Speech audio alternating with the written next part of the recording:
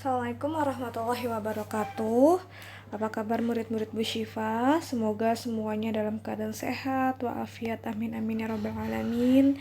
Dan apabila ada yang dikenakan musibah berupa sakit, diberikan kesehatan selalu oleh Allah Subhanahu wa taala.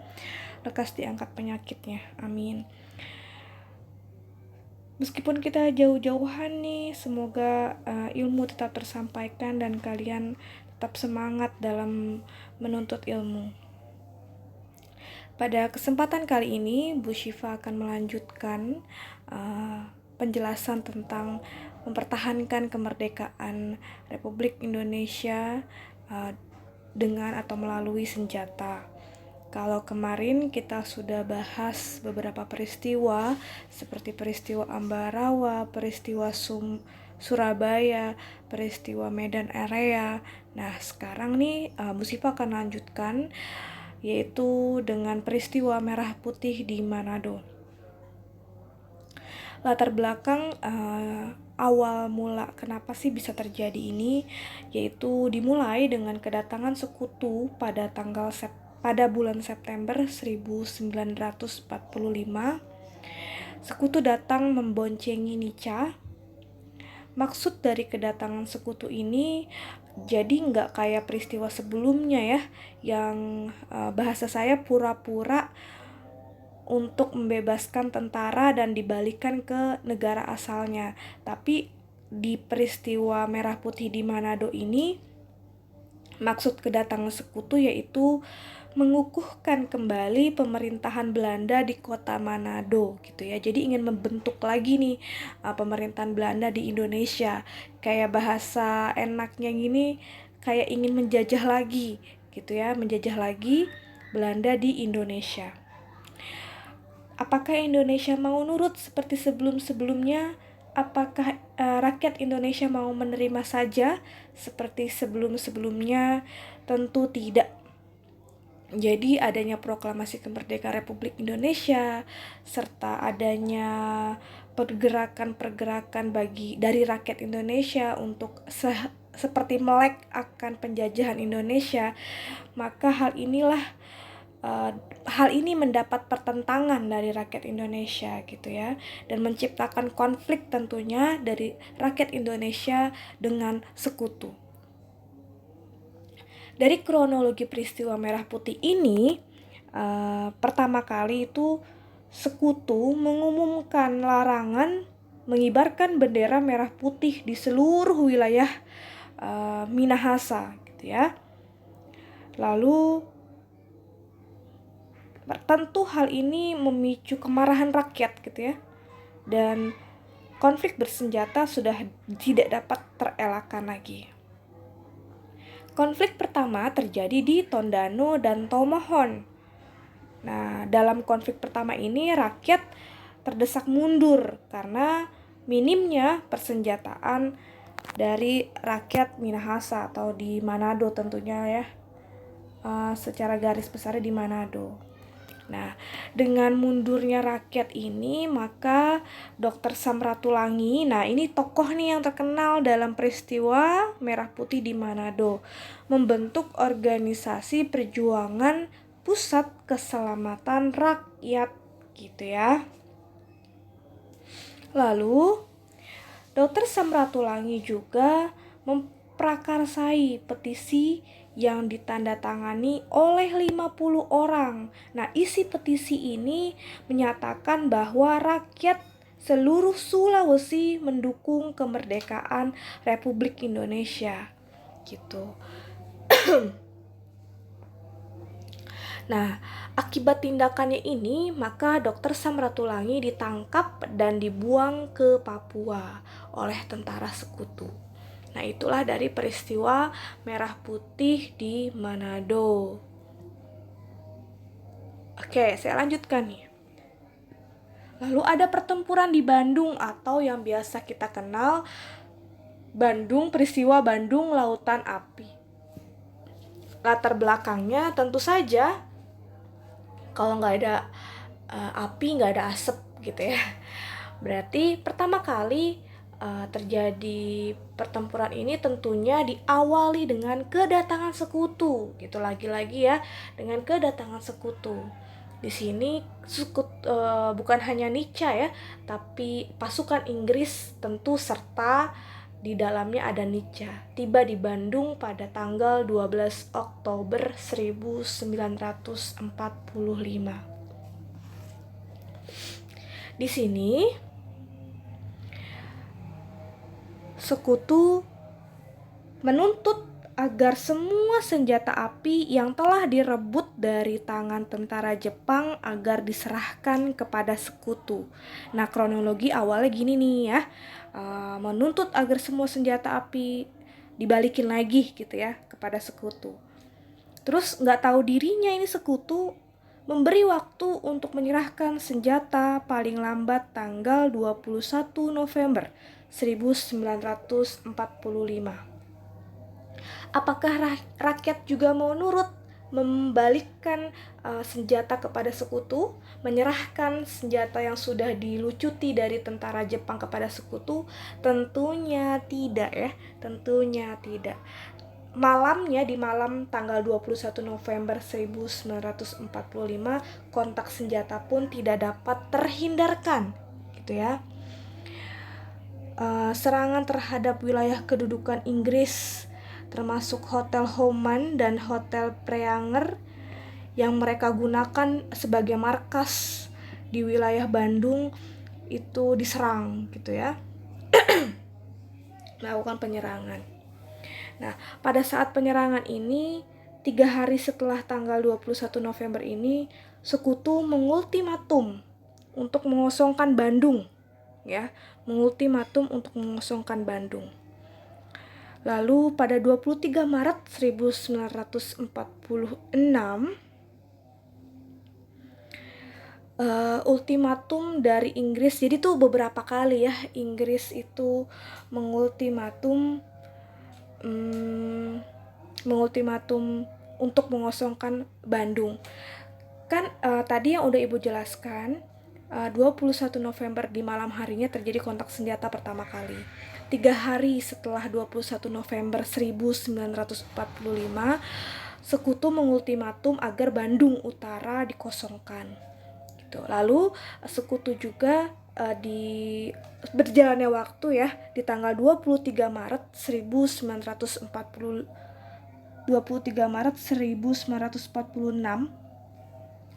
ultimatum Inggris mengultimatum agar seluruh kota Bandung dikosongkan gitu ya. Ingat ya, seluruh kota Bandung dikosongkan. Jadi udah beberapa kali nih. Jadi yang pertama 23 November 1945 berhasil untuk mengosongkan Bandung Utara. Nggak puas dari situ, maka pada tanggal 23 Maretnya 1946 Inggris mengultimatum agar seluruh kota Bandung dikosongkan. Nah, mendengar ultimatum ini nih, maka mendorong Kolonel Ahanasution gitu ya untuk melakukan operasi bumi hangus gitu ya, dalam arti membumi hanguskan Bandung. Bahasa kata gini ya, daripada ditempatin oleh sekutu seluruh isi Bandung, mendingan kita bakar semuanya gitu ya. Terus keputusan membumi hanguskan Bandung diambil melalui musyawarah Majelis Persatuan Perjuangan Priangan. Nah, setelah itu Kolonel Ahanasution selaku Komandan Divisi 3 TRI mengumumkan hasil musyawarah dan mengevakuasi penduduk. Nah, setelah penduduk dievakuasi, maka dibumi hanguskanlah Bandung. Gitu ya. Itu pertempuran di Bandung. Inilah foto dari tokoh dari pertempuran di Bandung, yaitu Ahanasution, dan di bawah ada foto yang bisa menggambarkan bagaimana peristiwa membumi hanguskan kota Bandung. Selanjutnya nih, ada pertempuran Margarana atau Puputan Margarana. Nah, ini terjadi di Bali ya, betul. Nah, latar belakang terjadinya pertempuran ini, nah ini ada beda sedikit nih, dipicu oleh hasil perundingan Linggarjati. Nah, nanti yang akan kita bahas nih dalam mempertahankan kemerdekaan Indonesia melalui diplomasi nanti di minggu depan insya Allah. Nah, hasil perundingan Linggarjati ini kan ada salah satunya pengakuan secara de facto atas wilayah kekuasaan Indonesia hanya meliputi Jawa, Sumatera, dan Madura. Jadi isi perjanjian Linggarjati secara tidak langsung merugikan pihak Indonesia karena Indonesia hanya mendapatkan wilayah Jawa, Sumatera, dan Madura. Jadi semakin kecil nih wilayahnya akibat dari perjanjian Linggarjati ini. Nah, di sini kan nggak ada wilayah Bali ya, gitu. Warga Bali sakit hati dong, marah gitu ya. Nah, tapi meskipun masyarakat Bali marah ini, namun Bali di bawah Letkol I Gusti Ngurah Rai tetap memilih Indonesia sebagai tanah airnya dan bertekad melawan Belanda. Masya Allah, keren banget nih ya. Nah, kronologi peristiwanya gimana nih, gitu ya. Setelah terjadi perundingan Linggarjati, maka 2 dan 3 Maret 1949 Belanda mendarat dan kurang lebih membawa 2.000 pasukan ke Bali, gitu ya. Maksud Belanda, jadi Belanda tuh udah siap-siap ya. Ya pede lah mereka ya setelah adanya perundingan Linggarjati ini. Datang ke Bali, terus maksudnya datang ke Bali itu Belanda ingin membuat wilayah negara Indonesia Timur, gitu ya. Wilayah Indonesia yang ada di sebelah timur, pokoknya negara Indonesia sebagian timur selain Jawa, Sumatera, dan Madura. Tentu ya Sumatera kan ada di barat gitu ya.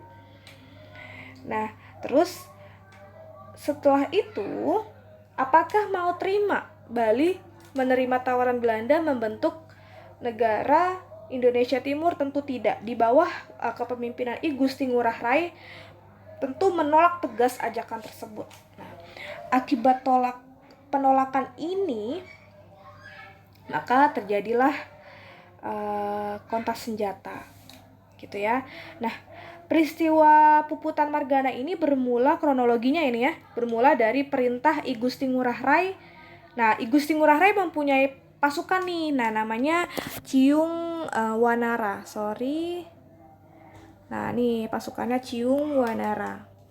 Nah, ini pasukan yang dibentuk oleh I Gusti Ngurah Rai.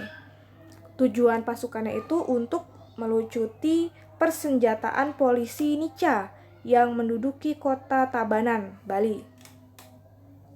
Berhasil atau enggak nih melucuti persenjataannya? Yap, berhasil, gitu ya. Lalu tanggal 20 November 1946, jadi 2 hari setelah pelucutan senjata itu, Belanda mengerahkan seluruh pasukannya. Jadi balas dendam nih Belanda ya, balas dendam. Mengerahkan seluruh pasukannya dari seluruh Bali dan Lombok, serta mulai menguasai desa Adeng sampai Marga. Nah, khusus kalian tahu kenapa dia juga menguasai desa Adeng dan Adeng Marga? Karena setelah melucuti persenjataan polisi Nica, merasa berhasil, maka tentara atau pasukan dari I Gusti Ngurah Rai pulang atau balik ke desa Adeng Marga. Nah, maka Belanda juga maka desa Adeng Marga ini menjadi tujuan atau sasaran Belanda untuk menuju ke sana dan menyerang balik tentara yang sudah mengambil persenjataan polisi Nica tadi.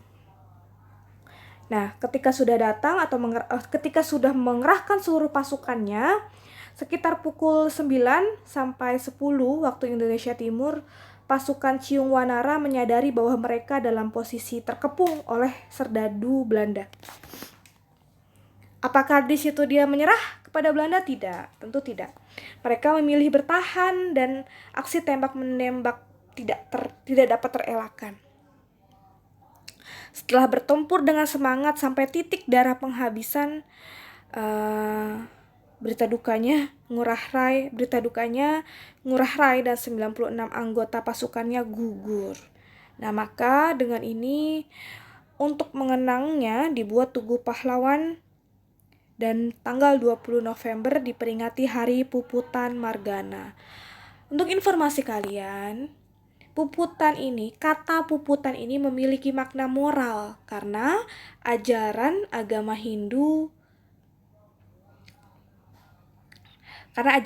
Hindunya, kematian seseorang prajurit dalam kondisi seperti itu, dalam arti melawan penjajah, akan menjadi sebuah kehormatan bagi keluarganya. Itu makna dari puputan. Nah, ini nih ada foto dari mendiang I Gusti Ngurah Rai yang gugur dalam peristiwa Puputan Margarana. Oke, baik. Kita lanjut ke perlawanan rakyat di Makassar gitu ya. Jadi peristiwa di Sulawesi ada 2 ya. Manado dan Makassar. Oke. Nah, ini pun dari peristiwa ini pun juga tidak terlepas dari salah peran dari Dr. Samratulangi, yang mana Dr. Samratulangi pun membentuk Pusat Pemuda Nasional Indonesia. Pusat Pemuda Nasional Indonesia.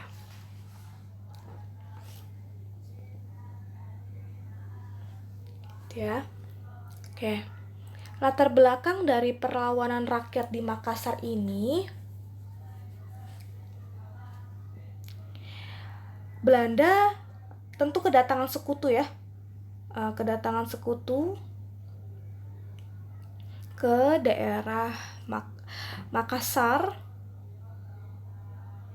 Nah, kedatangan sekutu ini pada 5 Desember 1946, Belanda mengirimkan pasukan ke Sulawesi Selatan di bawah pimpinan Kapten Raymond Westerling. Nah, ini foto dari Kapten Raymond Westerling. Wah, Masya Allah nih. Perjuangan rakyat Indonesia untuk melawan Belanda di Makassar ini, dan terlebih lagi ketika kedatangan Raymond Westerling ini. Nanti kita lihat ya. Nah, Raymond Westerling ini memimpin 120 orang pasukan khusus dari Depot Speciale Tropon. Depot Speciale Tropon atau disingkat DST.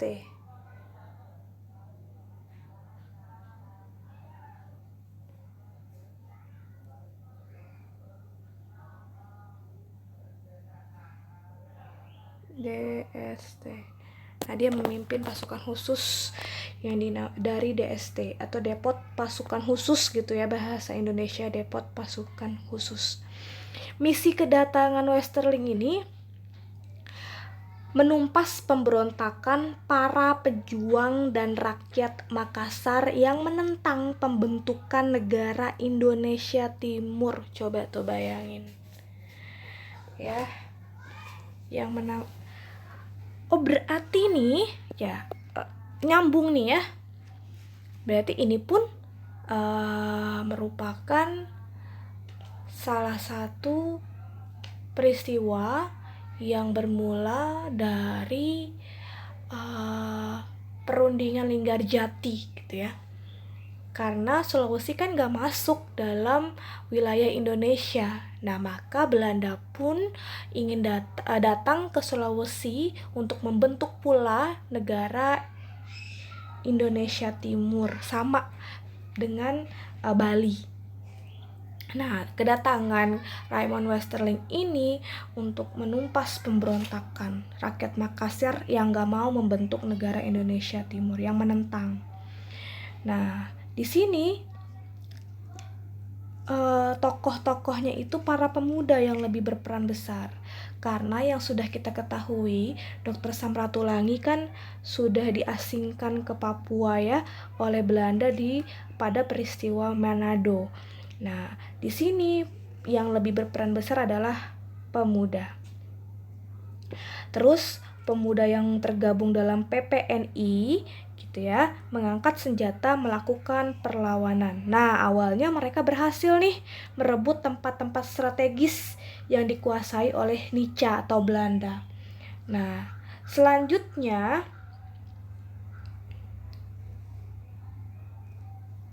di sini ada para pemuda, ada salah satu pejuang nih, seorang perempuan bernama Emi Sailani. Ini fotonya nih yang sudah saya tampilkan di sini. Emi Sailan ini kenapa sebagai tokoh yang terkenal pada saat itu, karena dalam pertempuran di Makassar ia berlari mendekati posisi musuh dengan granat di tangan dan meledakkan granat tersebut. Akibat dari ledakan tersebut ia tewas bersama 8 orang tentara Belanda. Wah, luar biasa perjuangannya. Nah, lanjutnya setelah pemberontakan atau setelah perlawanan dari rakyat melalui pemuda di dalam di dalam pasukan Pusat Pemuda Nasional Indonesia. Dan di sini Westerling menerapkan metode Gestapo. Wah, luar biasa nih metodenya.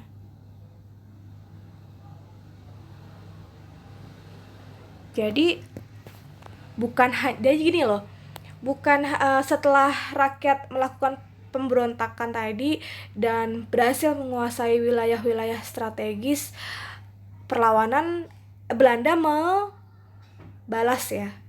membalas perlawanan tersebut.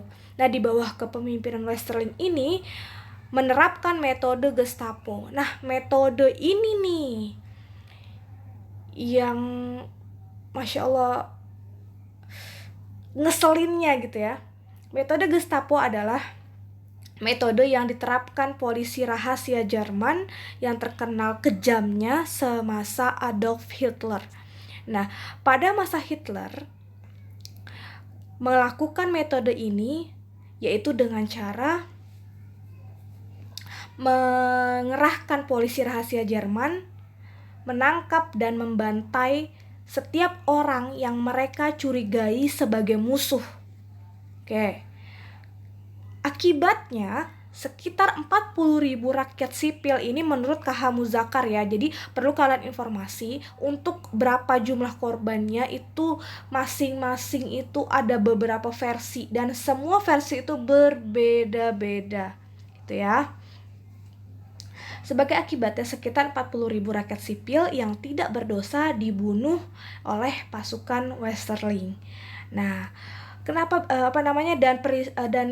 strategi Gestapo ini terjadi atau dilakukan dari tanggal 7 sampai 25 Desember 1946. Nah, dalam peristiwa Gestapo ini atau dalam balasan perlawanan dari Belanda ini ada yang bernama Mongin Sidi nih. Nah, ini nih. Nah, ini Mongin Sidi namanya. Mongin Sidi ditangkap oleh Belanda, tokoh dalam peristiwa ini ada Mongin Sidi ditangkap oleh Belanda pada 28 Februari 1947. Namun ia berhasil kabur, lalu Belanda menangkapnya kembali dan dijatuhkan hukuman mati kepadanya. Lalu jasadnya dipindahkan ke Taman Makam Pahlawan Makassar. Selain sudah menerapkan Gestapo ini, yang perlu kalian ketahui, Raymond Westerling ini mempunyai pengadilan dan pengadilannya itu bukan hakim sebagai penentunya, tapi dirinya lah sebagai penentu apakah orang tersebut itu bersalah atau harus dihukum mati gitu ya. Pokoknya kalau bisa dikatakan dari perlawanan rakyat di Makassar ini dan penyebab bahasanya Makassar berdarah gitu ya di bawah kepemimpinan Raymond Westerling ini. Dosanya banyak banget ini Raymond Westerling. Nah, itulah perlawanan-perlawanan yang terjadi di Indonesia setelah Jepang berhasil Jepang dan sekutu resmi Jepang resmi kalah dari sekutu yang ditandai dengan adanya perjanjian tanggal 2 September 1945. Oke. Kurang lebihnya itu itu yang Ibu bisa sampaikan pada kesempatan kali ini. Semoga bermanfaat untuk kalian. Wabillahi taufik wal hidayah. Wassalamualaikum warahmatullahi wabarakatuh. Semangat terus, sehat selalu, tetap patuhi protokol kesehatan.